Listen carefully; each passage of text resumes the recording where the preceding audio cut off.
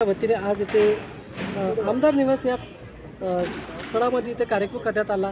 मान्यवर साहेब जाणून घेऊया आज या कार्यक्रमाचं काय औचित्य आहे। सर आपला परिचय तरी सांगा, आज कार्यक्रम का निमित्त घेण्यात आला? महाराष्ट्र प्रांतिक तैलिक महासभा ही तेली समाजाच्या विकासासाठी काम करणारी राज्यस्तरावरली संघटना आहे आणि आज राज्य कार्यकारिणीची सभा आमदार निवास या ठिकाणी आमचे नेते अध्यक्ष माननीय माजी खासदार रामदासजी तडस यांच्या अध्यक्षतेखाली घेण्यात आलेली होती। सभेला महासचिव डॉक्टर भूषण कर्डिले, कोषाध्यक्ष गरुनाना शेलार, त्याचप्रमाणे महाराष्ट्रामधील अनेक मान्यवर, प्रत्येक जिल्ह्यातून मान्यवर या ठिकाणी पदाधिकारी आलेले होते। शहराची जबाबदारी सभेचं आयोजन मी सहसचिव या नात्याने बळवंत मोरगडे म्हणून मी घेतलेली होती। माझ्या सहकार्याला शहराचे अध्यक्ष किशोर भिवगडे होते, रमेश उमाटे होते, अनेक कार्यकर्ते आमच्या बाजूनी होते।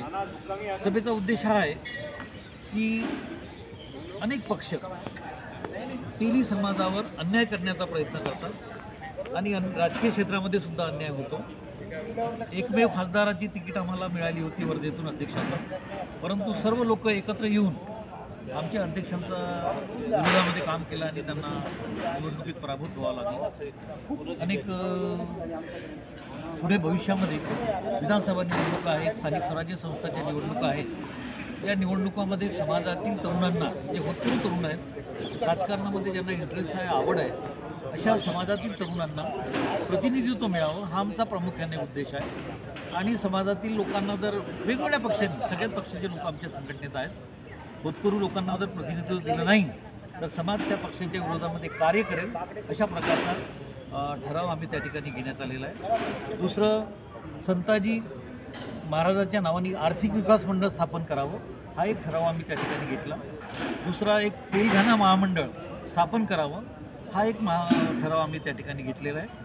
त्याचप्रमाणे सुदुंबरे जे आमचं दैवत आहे संताजी महाराजांचं, त्या ठिकाणी शासनाने जो पैसा दिलेला आहे तो पैसा त्याच ठिकाणी त्याच कामासाठी खर्च व्हावा, इतर ठिकाणी तो जाऊ नये ही एक ठराव आम्ही त्या ठिकाणी चर्चेला घेतलेला आहे। आणि समाजातील लोकांना संघटन कसं मजबूत करता येईल, लोकांना जागृत कसं करता येईल, सामाजिक क्षेत्रामध्ये, राजकीय क्षेत्रामध्ये त्यांना प्रतिनिधित्व कसं मिळेल, त्यांचा विकास कसा होईल, समाजाला राजकारण जोडल्याशिवाय समाजाची प्रगती होत नाही आणि म्हणून या ठिकाणी प्रामुख्याने ही सभा या ठिकाणी आम्ही घेतलेली आहे। सभेला अनेक महिला पदाधिकारीसुद्धा आलेल्या आहेत। आमच्या पुष्पाताई बोरसे राज्याचे अध्यक्ष आहेत, नयनाताई झाडे ह्या नागपूर विभागाच्या महिला अध्यक्ष आहेत, तर यांनी सुद्धा या ठिकाणी भाग घेतला, चर्चेत भाग घेतला।